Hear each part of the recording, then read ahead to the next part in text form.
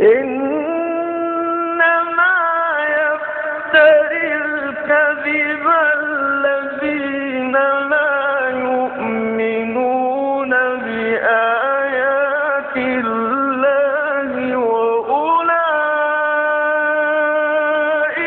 هم الكاذبون.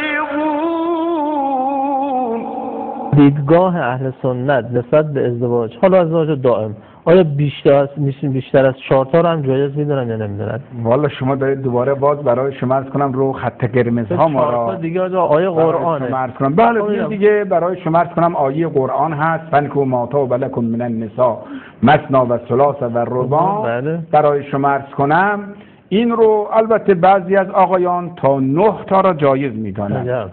برای شما عرض کنم جناب آقای زی علی متوفای 743 هست، میگه 9 تا اشکالی نداره. چرا؟ چون آیه قرآن میگه فنکحوا ما طاب لکم من النساء.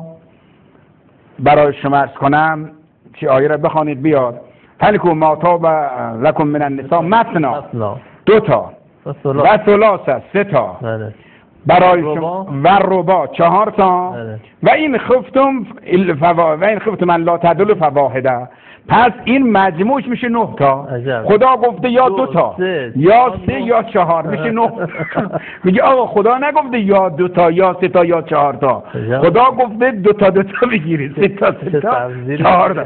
ببینید این آقایان بفرمایید تبیین الحقایق شرح کنز دقایق جلد 2 صفحه 112 را آقایان ببینن. دارالکتب الاسلامی قاهره، سال چاپش هم 1313 از اون که ما داریم. البته آقایان میتونن این رو از بر نرم افزار جامع الکبیر بگیرن.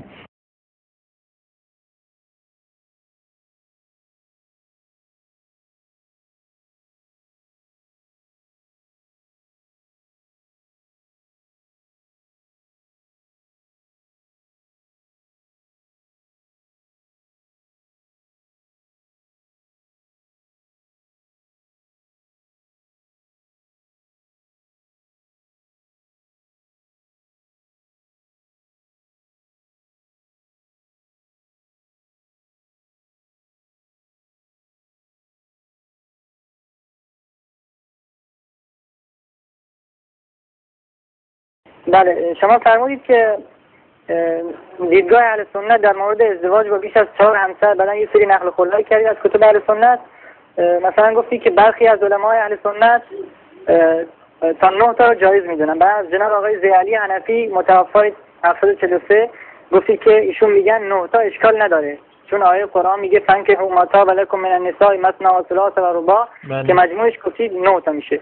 در صورتی که من کتاب جلومه، حالا باز کردم کتاب نسخه PDF اسکن شدهش، ایشون این قول رو میاره و بر رد بر این قول داره میگه که این قول اصلا مسخره میگیره. این قول شما نسبت دارید به آقای زی علی حنفی. من یعنی از شما خواهش میکنم که آقای قزوینی از شما نقل بفرمایید. این عبارت رو بخونید. بله، شما گفتی که تبیین الحقایق شرح کنز الدقایق جلد 2 صفحه 112 دارالکتب اسلامی قاهره 1313 سال چاپش. بله. ایشون این قول رو نقل میکنه و بعد میگه که اصلا اینا برخلاف اجماع امت هست و حتی میگه و قال بعض الشیعه و الخوارج یجوز 18 امرأه. اینو شما حذف کردید از وسط. بعد اونجا که گفته این برخلاف اجماع هست، برخلاف قول شافعی و مالک و اینا رو اصلا کلا حذف کردید و طور این قول رو نقل کردید که بفرمایید که این عقیده زی علی حنفی است که در حالا که صفحه کتاب جلومه. من از بینندگان خواهش میکنم برن رجوع کنن به این کتاب ببینن که آقا واقعا عبارتش که نقل کرده بفرمایید برادر بزرگوار. بله، ایشون گفته که وقال القاسم بن ابراهیم يجوز التزوج بالسبع لأن الله تعالى أباح النكاح 2 وبقوله مثنى ثم عليه 3 ورباع بالواو وهي للجمع فيكون المجموع 9. شما اون عبارتی که شما فرمودید من نقل میکنم.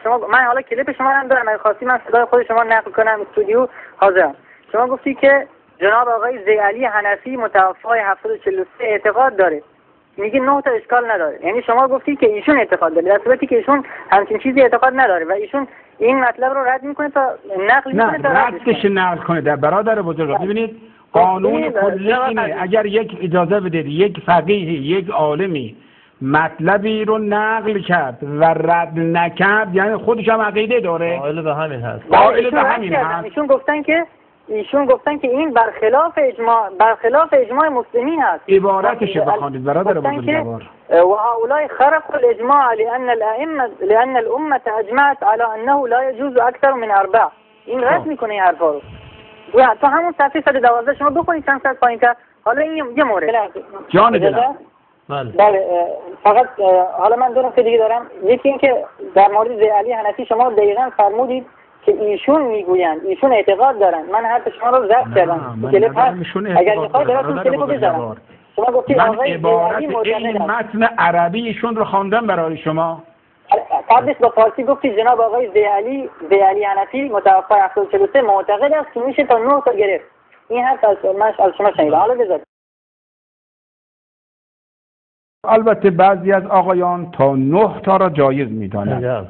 برای شما عرض کنم جناب آقای زی علی متوفی 743 هست. میگه 9 تا اشکالی نداره. در مورد زی علی حنفی شما دقیقاً فرمودید که ایشون میگویند، ایشون اعتقاد دارن. من حرف شما رو ضبط کردم. کلیپ هست، اگر میخواید براتون کلیپو بزنم. برای شما عرض کنم جناب آقای زی علی متوفی 743 هست. میگه 9 تا اشکالی نداره. من حرف شما رو ضبط کردم. کلیپ هست، اگر میخواید براتون کلیپو بزنم. میگه آقا خدا نگفته یا 2 تا یا 3 تا یا 4 تا. خدا گفته 2 تا 2 تا بگیرید، 3 تا 3 تا 4 تا. ببینید این آقایان بفرمایید.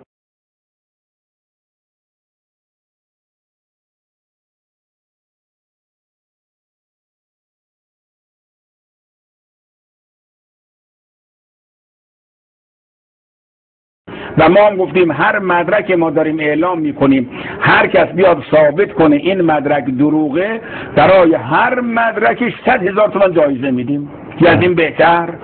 این دیگه تحدی دیگه برای شما عرض کنم تعارف هم ما نداریم.